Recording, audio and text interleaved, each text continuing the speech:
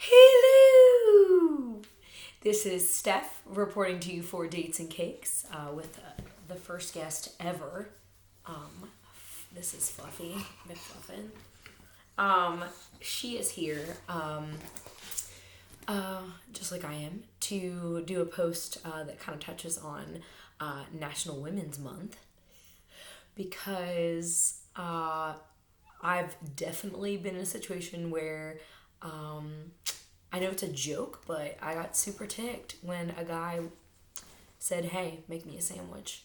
So, this little bit of a caveat. When I was in Iceland, I was in Reykjavik, and my travel buddy actually stayed in one night, so the weather was atrocious, even though all the drivers are really accustomed to driving in like snow pelleting at your face and windshield, and totally harassing your tires. But they were under some conditions where lots of things were closed.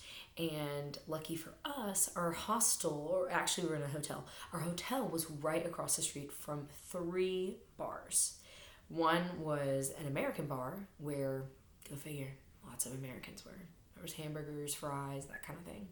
Then there was an English pub.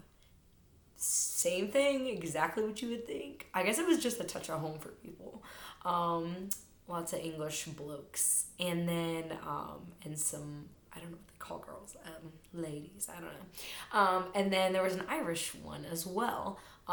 They didn't have Irish step dancing, but they definitely had a bunch of Irish people that were going in there. You could tell by their loud, like, boisterous accents when they were entering or leaving the pub. Most of them just entering because they, party as long as possible. So I decided to go to the English pub because that's where I could hear the live music the loudest. So I left our hotel, went to pass through the front desk, and I startled the guy behind the desk, and he like jumped, and I was like, I have that effect on people, even when it's not Halloween. And so I went through, I said hi, and then I left and went to the pub and got myself a Guinness. It was $13, so that was good. Everything in Iceland is really expensive. And sat down and listened to the 2 guys playing. And one was like would switch from his guitar to the piano, and then the other one, it was like a keyboard, and then the other one just stayed with guitar and vocals, and they were really good. And so I just soaked up the people watching, drank my Guinness, did a little journaling, and then afterwards, after I was done with my beer, since I didn't want to spend $16 more or 13, however much I said it was, I decided to, head back to the hotel, because I was like, well, but since I was right by the band, I was like, oh, well, y'all did really well, like, blah, blah, blah.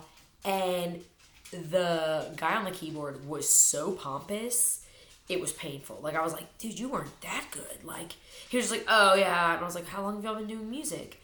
Like, just making conversation. Like, I hate that just because I'm nice to guys, they think I'm hitting on them. I was like, I have no desire to go home with either of you.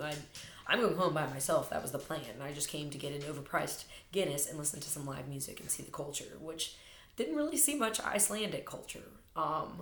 It's the same stuff that I could see in Ireland or England. So, and God knows I avoided the American one. So he was really pompous. And then the other one was quite attractive, but his attitude was the same, except his was more of like a damp washcloth.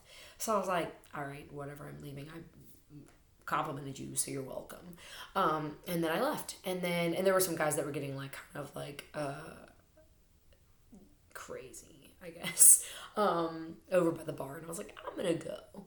So got into the hotel, and the guy was ready for me this time, and I didn't shock him. And he was like, hey. And I was like, oh, hi, I'm sorry I scared you before. And he was like, do you want a drink? And I was like, yeah.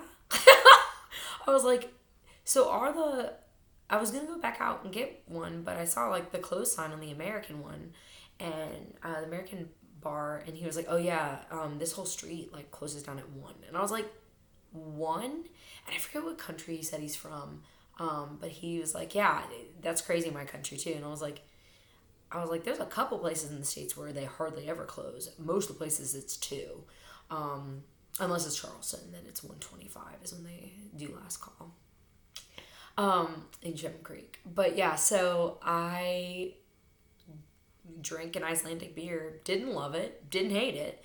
And he like took it out of the cooler that like guests buy, and then popped it for me, and like we just started chatting about like traveling and whatever. And then he's like, "Are you hungry?" And I was like, "Yeah." You can see I hold nothing back. Just like an American. Hey, trying to be honest, realistic, so that they get realistic expectations about us. And he was like, "I'll make you a sandwich." That made my day, especially after the 2 hood rats at the English pub trying to be all pompous and think they're the greatest thing since sliced bread. I just like music. I've always been drawn to musicians, like, as people. Not, like I said, I wasn't into either of them. But anyway, so this boy made me a sandwich, and it was delicious. Actually, I don't really like sandwiches that much, but it was great that I got beer and a sandwich. And I don't know, I was trying to figure out what I could do for National Women's Day, and I didn't want to talk about, what's polluting the all your media feeds right now. So I figured I would not use that word and that panic, and just put out a funny. Subscribe and tell your friends, because Dates and Cakes is at it again. Also, update, still doing this giving up dating for Lent. It's real hard. Especially being inside a bit, like recently. I've seen a couple new dating apps surface, and I got tempted. But I decided, nah, for the cause. Until Easter.